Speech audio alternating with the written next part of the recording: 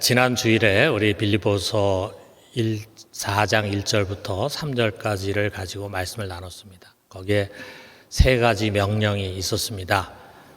주 안에 서라, 같은 마음을 품으라, 그리고 도우라. 이렇게 세 가지 명령을 돌아봤습니다. 자, 이렇게 명령을 하는 이유가 무엇인가 하면은 우리가 아주 특별한 사람들이기 때문입니다. 우리는 이 세상 살지만 이 세상에 속한 사람들이 아니고 우리의 국적, 우리의 시민권은 하늘에 있어요. 그리고 우리는 세상 사람들과 달리 우리가 간절히 기다리는 것은 다시 오시겠다고 한 주 예수 그리스도입니다. 그리고 그분이 오실 때 우리 몸이 그분의 영광의 몸의 형체로 변화될 그것을 소망하는 아주 특별한 사람들이에요. 그렇기 때문에 우리는 이렇게 살아야 된다라고 이야기를 했습니다. 4장에서 그것이 계속 이제 나오게 되는데 오늘 우리가 읽은 이 성경에서는 기뻐하고 관용하고 평강 중에 살아라라고 하는 것입니다. 오늘 특별히 이 중에서 이제 우리 기쁨과 평강을 중심으로 해서 말씀을 나눴으면 좋겠어요. 그럼 우리 기쁘게 살아가고 또 평안 가운데 살아가는 거 얼마나 좋습니까? 정말 우리가 그렇게 살고 싶죠. 모두가 그것을 갈망하지만 그러나 우리 모두가 공감하는 바는 우리의 이 현실 속에서 그렇게 사는 것이 너무 어렵다라고 하는 것입니다. 작년 2020년 연말에 어떤 한 언론사에서 2020년 한 해 나를 가장 슬프게 한 것은 무엇인가 라는 질문을 가지고 설문조사를 했습니다. 아마 여러분 다 비슷하게 공감하리라 생각하는데 거의 반에 해당되는 49%의 사람들이 코로나 불안이라고 이야기를 하고 그 다음에 수입 감소, 집값 상승, 위축된 사회문화 활동 이런 순이었습니다. 모든 게 참 힘든 세상이잖아요. 그런데 이런 세상의 상황 속에서 기뻐할 수 있겠습니까? 또 평안할 수 있겠습니까? 쉽지 않은 일이죠. 그런데도 하나님은 이것을 명하십니다. 여러분 우리는 성경을 읽을 때 이 명령어가 나오게 되는데 그 앞에서는 항상 긴장해야 합니다. 그것은 지켜도 되고 안 지켜도 되는 그런 명령이 아니에요. 여러분 하나님의 명령은 정언 명령이다. 그 말은 반드시 무조건 순종하고 지켜야 하는 명령입니다. 자, 우리가 이런 진지한 자세를 가지고 이 말씀 보면은요 더 부담스럽습니다. 특별히 우리 첫 번째 계명을 생각해 봐요. 4절 상반절 보니까 주 안에서 항상 기뻐하라 그랬잖아요. 그냥 기뻐하라도 아니고 그 앞에 또 항상이라는 단어가 붙습니다. 항상 기뻐하라. 다시 말하면 어떤 환경에서든지 어떤 일을 만나든지 언제나 기뻐해라. 그런 말씀이에요.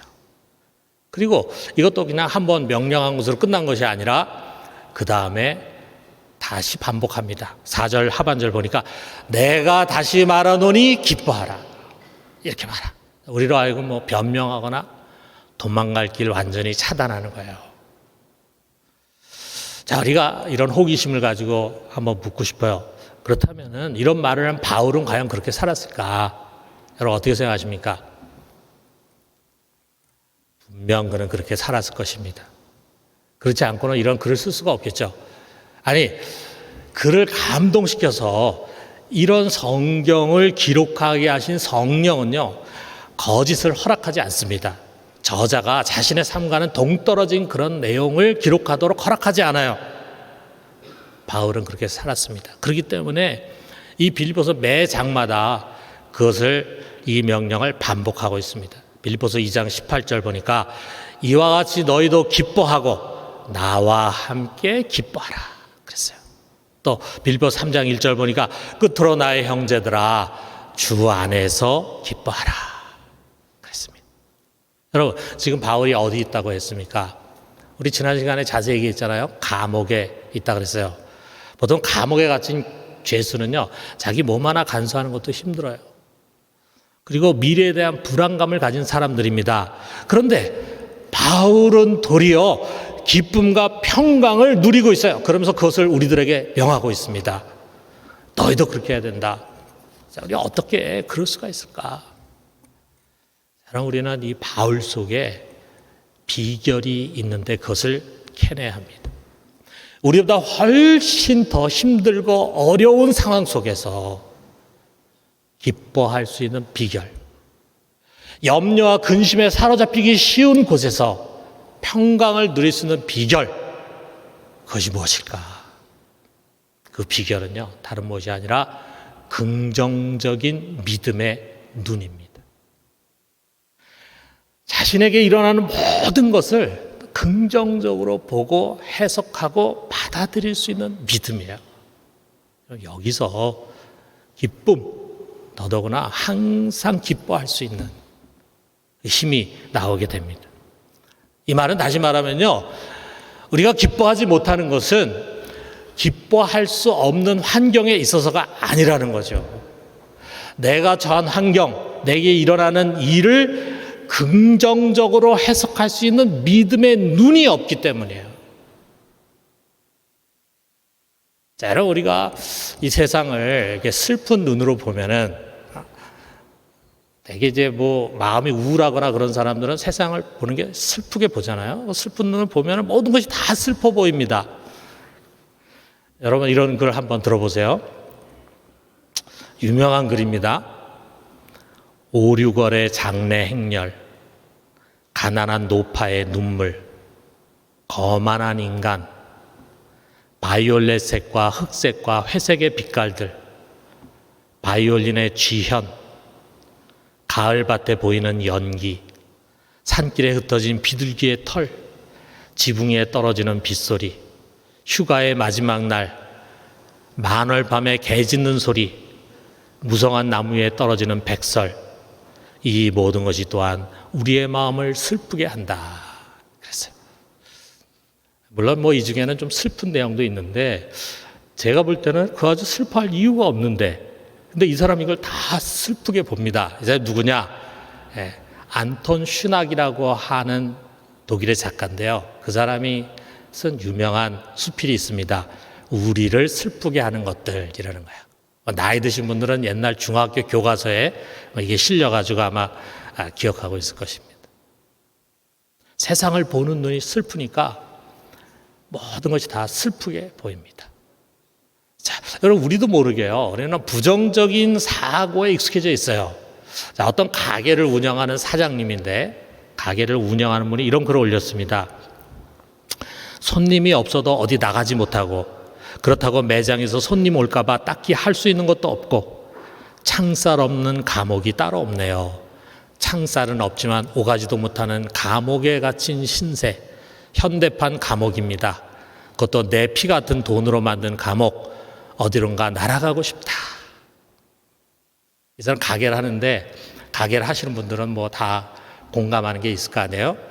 가게에 다 앉아가지고 나가지도 못하고, 그 다음에 손님들이 언제 올지 모르니까 다른 거를 할 수도 없고, 그러니까 내가 지금 감옥에 갇혀 있는 거다. 그것도 창살 없는 감옥이다. 그런데 그 감옥을 내 돈을 가지고 만든 거다. 이런 딱할 신세가 어디 있나. 어디론가 막 날아가고 싶다. 그런 뜻인데, 여기 보니까 많은 자영업자들이 아주 이걸 공감한다고 이제 댓글을 많이 붙였습니다.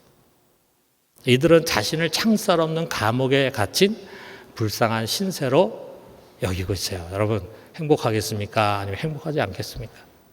그런데 정작 감옥에 갇힌 바울은 어떤가? 우리 빌립보 4장 11절에서 13절 보니까 이렇게 말합니다. 어떠한 형편에든지 나는 자족하기를 배웠노니 나는 비천에 처할 줄도 알고 풍부에 처할 줄도 알아. 모든 일, 곧 배부름과 배고픔과 풍부와 궁핍에도 처할 줄 아는 일체 비결을 배웠노라. 내게 능력 주시는 자 안에서 내가 모든 것을 할 수 있느니라. 그랬어요. 얼마나 힘이 있는 말씀입니까? 여러분, 그런 감옥에 갇혀 있지만 자족하고 있습니다. 만족해 행복하고 있어요. 또 무엇이든지 할 수 있다고 하는 긍정에 가득 차 있어요. 그는 누구보다도 자유로운 영혼입니다. 어떤 상황에 처해 있느냐가 중요한 것이 아니라 그것을 어떻게 보느냐라고 하는 것이 중요하다 이거죠. 지금 내가 처한 어려움을 부정적으로 볼 수 있습니다. 그러면서 결론 지어요. 나는 참 재수없는 놈이야. 내 인생은 되는 일이 없어. 아마 앞으로도 그럴 거야. 그 어려움은 그를 완전히 불행한 자로 만들게 됩니다. 그런데 만약에 그 어려움을 더 큰 축복과 성공을 위한 과정이다 이렇게 해석을 하면서 긍정적으로 본다면 그 어려움은 그 사람에게 기쁨의 대상이 되지 않겠습니까? 자, 그렇다면은 이런 긍정적인 사고가 어떻게 가능한가? 바울은 타고나면서부터 이런 긍정적인 기질을 가지고 태어난 건가? 그렇지 않습니다. 그에게는 긍정의 근원이 있습니다. 그것은 다른 무엇이 아니라 바로 우리 주 예수 그리스도입니다. 여러분, 우리가 4절을 보면은요, 항상 기뻐하라 이것이 아니에요. 뭐라고 되어 있습니까? 주 안에서 항상 기뻐하라 이것입니다. 우리 뒤에 6절 7절에 나오는 하나님의 평강도요, 그리스도 예수 안에서 우리의 마음과 생각을 지키신다 그랬어요. 내가 무엇이든지 할 수 있다라고 하는 것은 내게 능력 주시는 자 안에 있기 때문입니다. 여러분, 이 주 안에서 엔쿠리오라고 하는 헬라어, 그리스도 안에서 엔크리스토, 이것이 열쇠입니다. 바울은 분명 지금 감옥 안에 있었어요. 그러나 그보다도 그는 주 안에 있었습니다. 여러분, 만약에 바울이 그 자신을 그냥 감옥 안에 있다고만 생각했다면요, 그는 기뻐할 수 없습니다. 그도 사람인데 어떻게 감옥 안에서 그 불편한 곳에서 미래가 어떻게 될지 모르는 곳에서 기뻐하고 평안할 수 있겠어요? 그러나 그는 주 안에 있었기 때문에 기뻐할 수 있었습니다. 주님 안에 있다가 또 밖으로 나갔다가 들락날락 하는 것이 아니라 영원히 주 안에 거할 수 있는 하나님의 특별한 축복을 받았기 때문에 그래서 항상 기뻐할 수 있었다 이거죠. 여러분, 이것이 바울만이 아닙니다. 우리 역시 동일하게 주 안에 있는 사람들입니다. 주 안에 엔쿠리오, 오늘 이 말씀을 여러분 우리 가슴판에 새깁시다. 이것이 우리의 신앙의 생명선입니다. 바로 여기에 정말 이 감옥과 같고 또 이 광야와 같은 세상을 기쁨으로 살아갈 수 있는 비결이 담겨져 있어요. 자, 그런데 우리가 이걸 너무 자주 잊어버립니다. 그리고 우리가 당면하고 있는, 우리가 처해 있는 세상의 환경에만 예민하게 반응해요. 거기에 골몰해서 그것을 분석하고 그 위험을 계산하고 미래까지 예측 단정해가지고 두려움과 염려의 감옥에 갇혀버리게 되는 것입니다. 그러나 여러분, 우리 잊어서는 안 됩니다. 우리가 있는 곳은 언제나 변함없이 주님 안입니다. 그리고 그 주님 안에는요, 우리가 두려워할 필요가 없어요. 근심 걱정할 필요가 없습니다. 오늘 우리가 부른 찬송이 그거잖아요. 주 안에 있는 나에게 딴 근심이 있으랴. 같이 한번 불러봅시다. 주 안에 있는 나에게 딴 근심이 있으랴. 십자가 밑에 나가 내 짐을 풀었네. 여러분, 우리가 근심 없는 세상에서 살아서가 아닙니다. 이 세상은요, 근심하고 화가 나고 실망스럽고 슬퍼할 일들이 너무 많은 세상이에요. 하루에도 수없이 우리는 그런 시험과 도전을 겪어야 합니다. 그러나 여러분, 우리가 그런 가운데서도 근심하지 않고 기뻐할 수 있는 것은 바로 주님 안에 있기 때문입니다. 여러분, 우리는 주님 안에 있다고 하는 이 사실을요, 끊임없이 믿음으로 인정하고 고백해야 합니다. 그때 우리는 모든 것을 긍정적으로 보게 돼요. 그러면서 알 수 없는 평안과 기쁨이 우리 속에 흘러 들어오는 것입니다. 여러분, 주 안에 있는 자의 인생은요, 내 손에 있는 것이 아니라 그 주님 목자의 손 안에 있습니다. 그분이 어떤 분입니까? 그분은 하늘과 땅의 권세를 가지시고 시작이고 끝이신 분이고 열면 닫을 자 없고 닫으면 열 자 없으신 전능하신 주님이십니다. 그리고 그는 어떤 분입니까? 그는 자기의 양을 위해서 자기의 목숨을 기꺼이 내어놓으실 만큼 양을 사랑하는 선한 목자이십니다.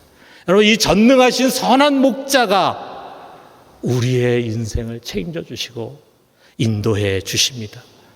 그런데 인도하시되 가장 유익하고 선한 길로 인도하십니다. 이 짧은 안목으로 볼 때는요, 그 길이 힘든 길이고 내가 원치 않는 길이고 어려운 길이고 돌아가는 것처럼 보이는 길일지 몰라도 마침내는 복을 얻게 하는 것이 우리 주님의 인도하심이고 주님의 뜻입니다. 그러므로 사랑하는 성도 여러분, 주 안에 있는 우리들에게는요, 우연이라는 것이 없어요. 우리들에게 일어난 일 중에 우연히 일어난 일이 없습니다. 재수 없이 일어나는 일은 더더구나 없습니다. 모든 것이 주님의 계획과 섭리 가운데 있습니다.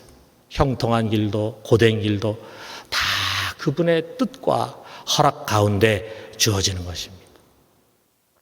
우리 주위에 내 편이 되어주고 나를 돕는 자뿐만이 아니라 나를 괴롭히고 힘들게 하는 조교 같은 사람들도 우리 주님께서 그의 뜻을 가지고 우리 유익을 위해서 허락해서 보내주신 사람들입니다.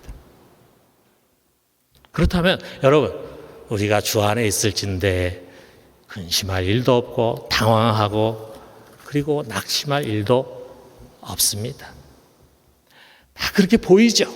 물론 우리가 그런 일을 갑자기 당할 때는 당황하기도 하고 걱정이 되기도 하고 화를 내기도 하고 순간 그럴 수 있죠. 그러나 우리는 시간이 지나면서 다시금 내가 주 안에 있다고는 이 믿음으로 돌아오는 거예요. 자, 우리가 그때 그렇게 보이는 그것들이 조금만 시간이 지나면은요, 마침내 내게 그것이 복이었다, 더 큰 축복이었다라고 하는 것이 드러날 수 있을 것입니다. 여러분, 지금까지 살아오면서 막 그런 간증할 것이 많이 있을 거예요. 저도 많이 있습니다. 뭐 최근에 일어난 일도 많이 있어요. 교회와 관련된 것이다 보니까 제가 여러분의 그것을 세세하게 얘기하기가 참 어렵지만, 목회를 하면서도 참 하나님의 그런 기가 막힌 섭리가 있는 것을 보게 됩니다. 예전에 아주 오래전이니까 우리 교회 온 지 얼마 안 되시는 분들은 아마 처음 듣는 이야기일 거예요. 제가 토요일에 이제 설교를 준비하고 있는데 코가 꽉 막혔어요. 그래가지고 제가 코를 좀 세게 풀었습니다. 오후 한 3시인가 아마 그때쯤 됐을 텐데, 근데 갑자기 코에서 뭐가 물컹한 게 나오더니 저는 코가 이제 나오는 줄 알았어요. 그랬더니 피가 막 쏟아져 나오기 시작하는데 놀래가지고 막 종이로 틀어막고 솜으로 틀어막고 하는데 이게 멈춰지지가 않아요. 겁이 덜컥 나잖아요. 마침 교회에 우리 집사람이 있어서 집사람 불렀더니 집사람도 막 이것저것 뭐 나를 눕혀가지고 막 그 코를 좀 이제 피를 좀 막으려고 하는데 이게 안 멈춰지는 거예요. 그래가지고 이제 우리 부교육자 같이 여기 가까운 데 있는 병원 응급실로 갔습니다. 의사도 그 피를 멈추지 못하는 거예요. 그래서 큰일 났다는 생각이 들어요. 왜 갑자기 나에게 이런 일이 생겼지? 그러니까 여러분, 그런 일 생기면은 다들 어떻게 합니까? 우리가 주님, 제가 뭐 잘못한 거 있습니까? 저의 죄를 용서해 주시죠. 뭐 이런저런 죄들이 생각이 나고 그러면서 빨리 이거 좀 멈추게 해달라고 막 그러지 않겠어요? 근데 한참 있다가 의사가 지금 뭘 약을 집어넣어가지고 이렇게 해가지고 이제 지혈이 좀 됐습니다. 그래서 한 2시간 응급실에 있다가 이제 피가 멈춰가지고 제 방으로 다시 돌아왔어요. 내일이 주일인데 병원에 있을 때 정말 너무 걱정이 되는 거예요. 내일 주일인데 이거 예배를 어떻게 하나 하는 생각이 이제 막 났는데 마침 이제 피가 멈춰서 제 방에 왔는데 왜 이런 일이 나에게 일어났을까? 왜 이런 갑작스러운 어려운 일이 생겼을까? 우선 많이 있다가 보니까요, 놀라운 일이 일어났어요. 제가 사실은 예전에 이 오른편 코가 꽉 막혔어요. 거기에 숨구멍이 숨 들어가기도 아주 어려울 만큼 꽉 막혀 있었는데 그 구멍이 뻥 뚫린 거예요. 그러니까 제가 이 코를 풀을 때 이게 나온 게 코가 아니라 거기에는 물렁뼈가 빠져나온 거예요. 그게.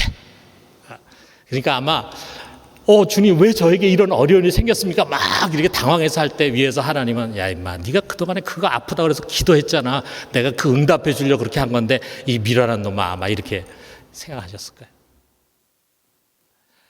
또 지난번에 제가 송구 영신 예배 때 한번 간증을 한번 했는데 제가 제 책상을 이제 옮기기 위해서 우리 부교육자들 불렀어요. 책상을 조금 이렇게 옮기려고. 근데 그냥 젊은 사람들이 옮기는 그냥 보고 있었으면 되는데, 저도 뭔가 좀 거들어야 될 것 같아요. 거들다가 그만 그 책상이 굉장히 책상이 무거운데 그 책상에 발이 찢겼습니다. 이 오른발 엄지 발가락이 찢겼어요. 너무 아프잖아요.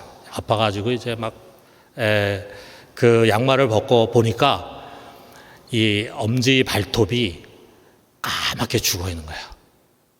얼마나 아픈지 모릅니다. 그래가지고 결국 이제 그 발톱이 덜렁덜렁해진 거를 이제 정형외과 가가지고 그것을 잘 이렇게 해가지고 한 달 정도 이제 왔다 갔다 하면서 좀 치료도 하고 이렇게 했던 것 같습니다. 내가 왜 그때 그 자리에 있어가지고 그냥 가만히 그냥 있지 주책스럽게 거기에 가가지고 돕는다 해가지고 거기 발이 찍혀가지고 이 고생을 하나 막 이런 생각이 막 들었어요. 그런데 여러분 어떤 일이 생긴지 아십니까?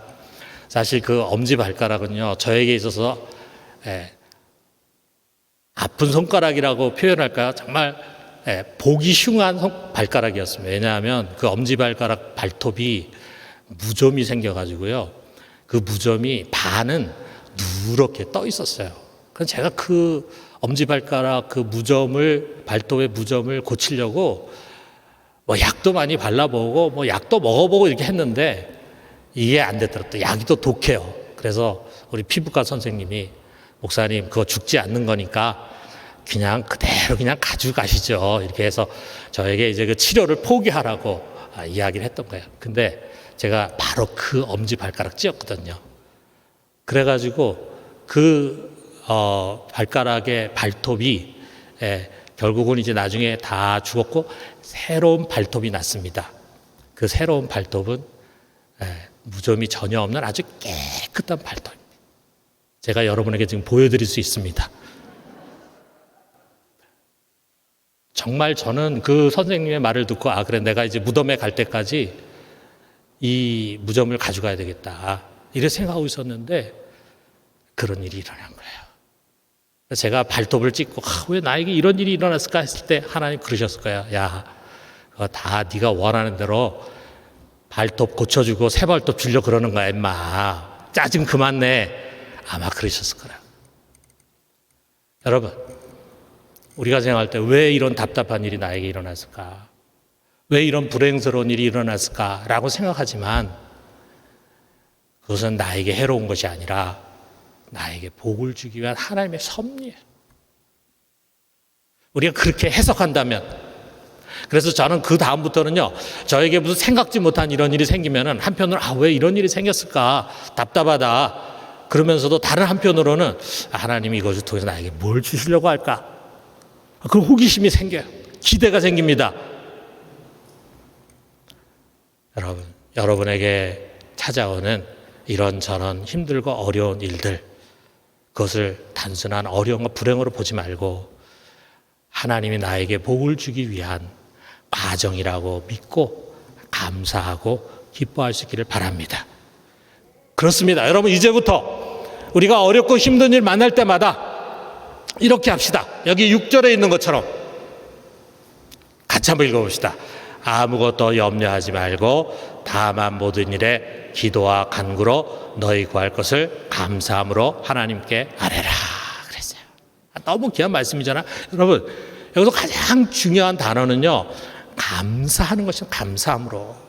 감사함으로 지금 염려하지 말아라 라고 하는 이야기는 염려할 만한 어려운 일을 만난 거잖아요. 답답하고 괴로운 일을 만난 거잖아요. 불행이라고 생각하는 만났잖아요. 그런데 하나님 앞에 나가서 기도할 때 하나님 이거 좀 해결해 주세요 이것이 아니라 먼저 감사를 감사. 그것이 지금은 감사한 일이 아닌 것으로 보여요. 그런데 미래 언젠가 그것은 우리는 그 시련과 어려움을 통해서 도리어 감사하게 될 것입니다. 그런 날이 반드시 올 것입니다. 그렇기 때문에 그렇게 인도하실 우리 하나님을 신뢰하면서 우리가 미리 감사를 고백하는 거예요. 하나님 그거 참 기뻐하십니다.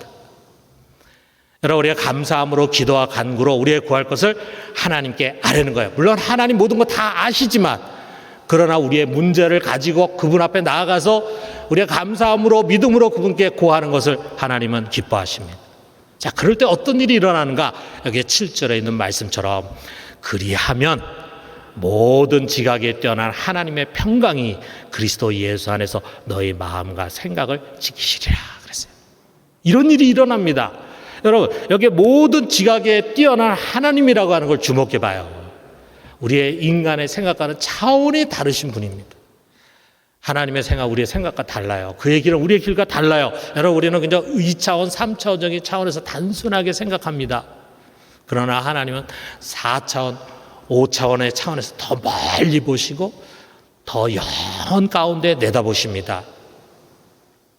그렇기 때문에 무엇이 정말 우리들에게 유익한지 우리가 아는 것이 아니라 그분이 잘 아시는 거예요. 그렇기 때문에 그 하나님, 전지전능하신 하나님은요, 두려움이라는 게 있을 수가 없습니다. 그 하나님의 평강이에요. 그러면 그게 어떤 평강이겠어요? 그건 정말 완전한 평강, 절대적인 평강이겠죠. 그 절대 평강이 그리스도 안에 있는 우리들에게 임하는 것입니다. 우리가 감사함으로 그분께 기도하고 간구할 때 하나님이 주시는 선물은요, 그 하나님의 평강이 우리 속에 임해. 그래가지고 하시는 일이 뭐냐면 우리의 마음과 생각을 지키는 파수꾼이 되어주십니다. 놀랍지 않습니까? 여러분, 이 마음이라는 거 한번 생각해 봐요. 이 마음이 얼마나 중요합니까? 사람 모든 것이 마음 먹기 달려있다는 그런 말이 있잖아요. 자, 그런데 이 마음이라는 것이 얼마나 흔들리기 쉽고 근시에 빠지기 쉽고 무너지기 쉽습니까? 작은 일에도 갑자기 저 깊은 계곡 아래로 절망에 빠져서 우울하고 괴로울 수가 있어요. 죽고 싶다는 그런 생각을 가질 수가 있어요. 별거 아닌 것 가지고도. 그만큼 우리 마음이 연약합니다. 하루에도 12번씩 변하는 것이 우리의 마음이에요. 그렇기 때문에 이거보다 중요한 것이 없어요. 잠언 4장 23절 보면은 모든 지킬 만한 것 중에 더욱 내 마음을 지키라. 생명의 근원이 이에서 남이니라 그랬어요. 내 마음을 지키는 것이 가장 중요하다. 그런데 우리의 의지로 우리의 변하기 쉬운 이 마음을 지킬 수가 없습니다. 그런데 모든 지각에 뛰어난 하나님의 평강이 말이죠, 우리 가운데 임해서 파수꾼이 돼서 우리의 마음을 지켜주십니다.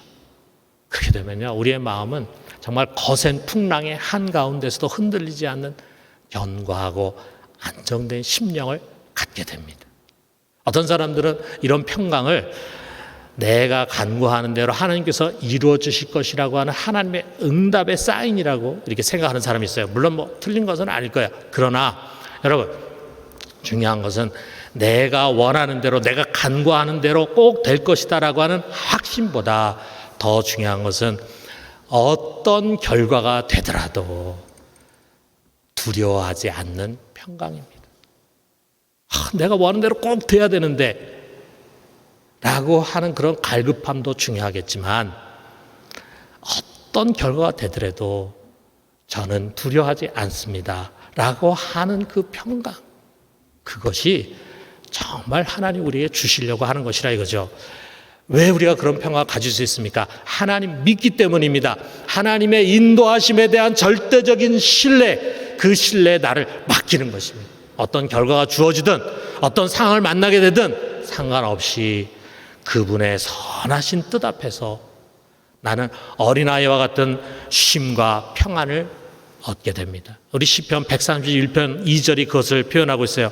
실로 내가 내 영혼으로 고요하고 평안하게 하기를 젖된 아이가 그의 어머니의 품에 있음 같게 하였나니 내 영혼이 젖된 아이와 같도다.